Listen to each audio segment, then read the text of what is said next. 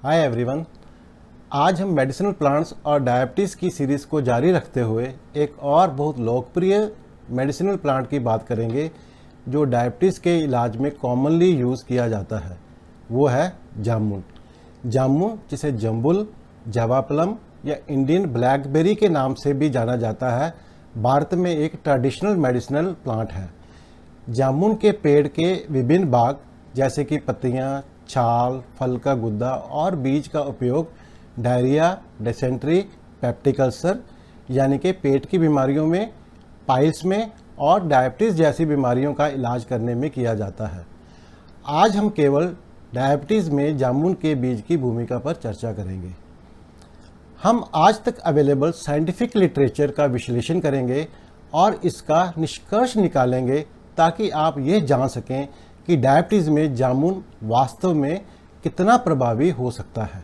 सबसे पहले ये देखते हैं कि जामुन के बीज की रचना क्या है, इसमें कौन कौन से एक्टिव इंग्रेडिएंट्स हैं।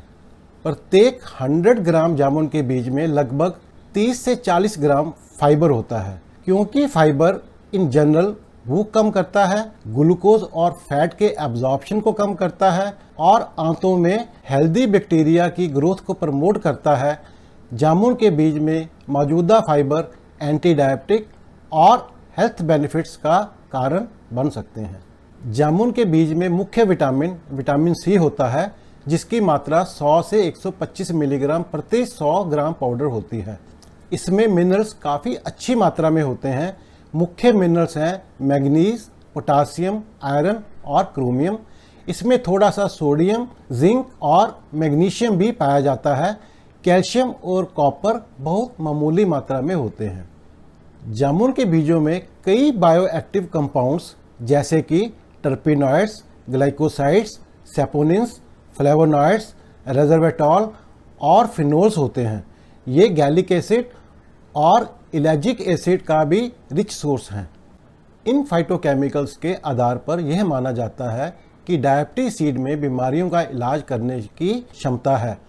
इन फाइटोकेमिकल्स के कारण जामुन के बीज anti inflammatory, anti tumour, anti microbial और एंटीऑक्सीडेंट साबित हो सकते हैं।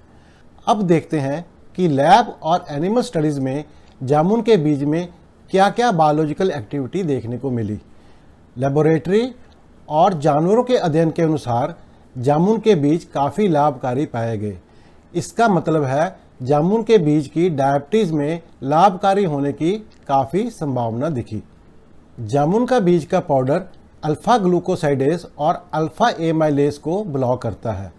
अल्फ़ा ग्लाइकोसाइडेज और अल्फ़ा एमाइलेज एक टाइप के एंजाइम होते हैं जो आंतों में स्टार्च को ग्लूकोज में बदलते हैं। जामुन के बीज में पाए जाने वाले कुछ केमिकल्स अल्फ़ा ग्लाइकोसाइडेज और अल्फ़ा एमाइलेज को ब्लॉक करते हैं, जिससे कि इंटेस्टाइन में स्टार्च ग्लूकोज में तब्दील नहीं हो पाती और रक्त में ग्लूकोज की मात्रा नहीं बढ़ती। जामुन के बीज में पाए जाने वाले कुछ केमिकल्स एल्डोज रिडक्टेज नाम के एक एंजाइम को ब्लॉक करते हैं। एल्डोज रिडक्टेज बॉडी के सेल्स में ग्लूकोज को सॉर्बिटॉल में बदलता है। सेल्स में एक्सेस ग्लूकोज सॉर्बिटॉल में बदल जाता है और सॉर्बिटॉल ही बॉडी सेल्स को नुकसान पहुंचाता है और डायबिटीज की कॉम्प्लिकेशन का मुख्य कारण है। जामुन में पाए जाने वाले कुछ chemicals protein tyrosine phosphatase B1 नाम के एक एंजाइम को ब्लॉक करते हैं। रिसेंट रिसर्च में प्रोटीन टायरोसिन फास्फेटेज B1 का इंसुलिन रेजिस्टेंस को बढ़ाने में, वेट गेन में और एपेटाइट कंट्रोल में बहुत बड़ा रोल पाया गया है। जामुन के बीज में फ्लेवोनॉइड्स, रेसवेराट्रॉल और फिनोल्स जैसे काफ़ी एंटीऑक्सीडेंट पाए गए हैं, जिनके कारण जामुन के बीज डायबिटीज़ की कॉम्प्लिकेशन से बचाने की क्षमता रखते हैं। इन ऊपर बताई गई विशेषताओं के आधार पर इस बात की काफ़ी संभावना हो जाती है कि जामुन के बीज डायबिटीज़ में प्रभावी होंगे।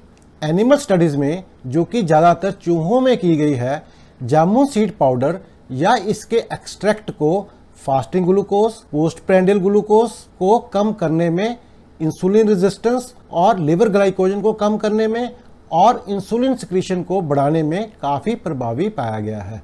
इसके अलावा एनिमल मॉडल में cardio protective, neuro protective, anti diabetes और एंटी इन्फ्लेमेटरी और एंटी माइक्रोबियल प्रॉपर्टीज भी देखने को मिली हैं। तो अब यह प्रश्न उठता है, क्या लैब या एनिमल स्टडीज क्लिनिकल उपयोग के लिए काफ़ी हैं? क्या इस बेस पर हम मरीजों को इसे लेने की सलाह दे सकते हैं?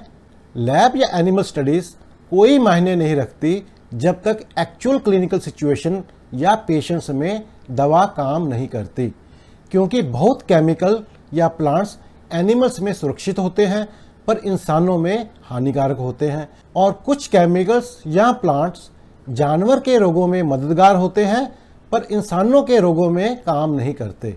मैंने आपको लैब स्टडीज और एनिमल स्टडीज के बारे में इसलिए बताया क्योंकि बहुत लोग इन स्टडीज के परिणाम को बहुत बढ़ा चढ़ाकर पेश करते हैं और कुछ लैब स्टडीज या चूहों के अध्ययन के आधार पर थेरेपेटिक बेनिफिट्स का दावा करते हैं, जो कि गलत है और लोगों को गुमराह करने वाली बात है। किसी भी दवा को इंसान में इस्तेमाल करने के लिए उसका ह्यूमन क्लिनिकल ट्रायल्स में इफेक्टिव पाया जाना बहुत ज़रूरी है।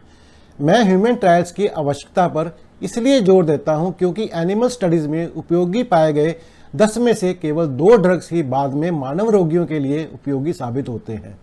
ऐसा 2 कारणों से होता है। नंबर 1, उसका एक्चुअल मेडिकल बेनिफिट पेशेंट्स में देखने को नहीं मिलता, और नंबर 2, उसके अनएक्सेप्टेबल साइड इफ़ेक्ट्स होते हैं। अब देखते हैं एक्चुअल ह्यूमन ट्रायल्स इसके बारे में क्या कहते हैं। अजीब बात है, इसके बारे में इतना शोरगुल होने के बावजूद भी इसमें अब तक कोई ज़्यादा ह्यूमन क्लिनिकल ट्रायल पब्लिश नहीं हुए। जो भी थोड़ी बहुत स्टडीज़ पब्लिश हुई है उनमें से अधिकांश प्रिलिमिनरी या पायलट स्टडीज़ है, जिनको कुल मिलाकर हाई क्वालिटी वाला नहीं कहा जा सकता। हाई क्वालिटी स्टडी वो होती है जिसमें लगभग 100 मरीज हों, उनको रैंडमाइज किया हो, स्टैंडर्ड दवा या प्लेसबो से तुलना की गई हो, और डॉक्टर और मरीज दोनों को ही पता नहीं हो कि मरीज क्या दवा ले रहे हैं, और स्टडीज के नतीजों को बाकी और भी इंडिपेंडेंट डॉक्टर्स या साइंटिस्ट ने देखा हो और एनालाइज किया हो। इसको वैज्ञानिक भाषा में peer reviewed double blind randomised controlled clinical trial कहते हैं। इस प्रोसेस का पालन करने के बाद बायस यानी कि गलत या गुमराह होने की संभावना बहुत कम हो जाती है। अब तक मुझे ह्यूमन डायबिटिक्स पर केवल एक ही अच्छी क्वालिटी का पेपर मिल सका है। यह जर्नल ऑफ मेडिकल सोसाइटी में पब्लिश हुआ था। यह स्टडी टाइप 2 डायबिटीज वाले कुल 99 रोगियों पर, जिनका ब्लड शुगर दवाओं के बावजूद भी नियंत्रण में नहीं था, 9 महीने तक की गई थी। 9 महीने तक रोजाना 10 ग्राम जामुन के बीज का पाउडर देने के बाद fasting plasma glucose, PP plasma glucose और HbA1c में काफ़ी सुधार देखने को मिला। फास्टिंग प्लाज्मा ग्लूकोज में 30% का गिराव और पीपी प्लाज्मा ग्लूकोज में 22% तक का गिराव देखने को मिला, और HbA1c में 0.68 की कमी हुई। जिन मरीजों में जामुन बीज पाउडर नहीं दिया गया उनमें फास्टिंग प्लाज्मा ग्लूकोज और पीपी प्लाज्मा ग्लूकोज सेम रहा और HbA1c 0.33 ज़्यादा हो गया। इस अध्ययन के नतीजे बताते हैं कि जामुन बीज का पाउडर पुअरली कंट्रोल्ड डायबिटीज के लिए एक अच्छा सपोर्टिव ट्रीटमेंट हो सकता है। अब देखते हैं आज के विश्लेषण से क्या निष्कर्ष निकलता है। जामुन के बीज के पाउडर में पोटेंशियल बायो एक्टिव कंपाउंड्स तो हैं, जिनके कारण जामुन थ्योरेटिकली डायबिटीज में उपयोगी हो सकते हैं। एनिमल स्टडीज के रिजल्ट एनकरेजिंग हैं। High quality human clinical trials की कमी है। हमें इनकी डोज, एफिकेसी, साइड इफेक्ट आदि जानने के लिए अभी और स्टडीज, खासकर हाई क्वालिटी क्लिनिकल ट्रायल्स की आवश्यकता है। हालांकि इसे मेन ट्रीटमेंट के रूप में उपयोग करने से पहले हमें कुछ और अध्ययन की आवश्यकता है, क्योंकि इसका उपयोग लंबे समय से ट्रेडिशनल मेडिसिन में किया जा रहा है। कोई साइड इफेक्ट भी देखने को नहीं मिला और कुछ क्लिनिकल ट्रायल्स भी इसके पोटेंशियल बेनिफिट की तरफ इशारा करते हैं। इसलिए कुल मिलाकर हम निश्चित रूप से इसे आजमाकर देख सकते हैं। विशेष रूप से प्री डायबिटीज में और टाइप 2 डायबिटीज में सपोर्टिव ट्रीटमेंट के रूप में इसका इस्तेमाल किया जा सकता है, और शायद उन लोगों के लिए जिनका ब्लड ग्लूकोज केवल थोड़ा सा ही बढ़ा हुआ है, उनके लिए यह काफ़ी मददगार हो सकता है। बीजों को अच्छे से धो लें ताकि उन पर चिपका हुआ गुद्दा पूरी तरह से निकल जाए।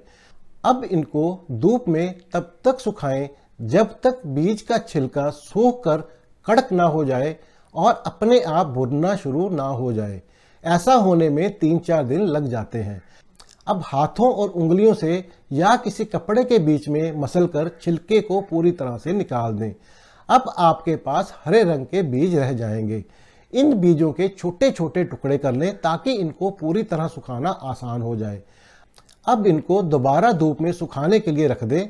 आमतौर पर 4-5 दिन में यह पूरी तरह से सूख जाते हैं। सूखे हुए बीजों को ग्राइंडर मिक्सचर में डालकर बारीक महीन पाउडर बना लें। क्योंकि पौधों में बायोएक्टिव कंपाउंड्स की मात्रा मौसम, मिट्टी और प्लांट की प्रजाति से बदलती रहती है, इनकी डोज और थेरेपेटिक बेनिफिट का अंदाजा लगाना थोड़ा मुश्किल होता है। मुख्य भोजन के साथ दिन में 2 बार 2.5 ग्राम पाउडर से शुरुआत करें। यदि आप इसे अच्छी तरह से टॉलरेट कर रहे हैं और आपको कोई साइड इफेक्ट नहीं हो रहा तो समय के साथ खुराक को दुगना करें, यानी कि 5 ग्राम दिन में 2 बार मुख्य भोजन के साथ लें। अपनी ब्लड ग्लूकोज की जांच करवाएं और उसी के हिसाब से खुराक को एडजस्ट करें। अपने डॉक्टर को निश्चित रूप से सूचित रखें और उसकी सलाह का पालन करें। आज के लिए बस इतना ही। अगर आज के विषय के बारे में कोई डाउट है या सुझाव है तो कमेंट्स में लिखें, मैं अवश्य उत्तर दूंगा। मुझे यकीन है कि आज की जानकारी उपयोगी और दिलचस्प रही होगी। अगर ऐसा है तो लाइक कीजिए, शेयर कीजिए और अगर अभी तक चैनल को सब्सक्राइब नहीं किया तो वो भी कर लीजिए। आने वाले समय में और भी फ़ायदा होगा। तो जल्दी ही मिलते हैं एक और वीडियो के साथ। तब तक खुश रहें, स्वस्थ रहें।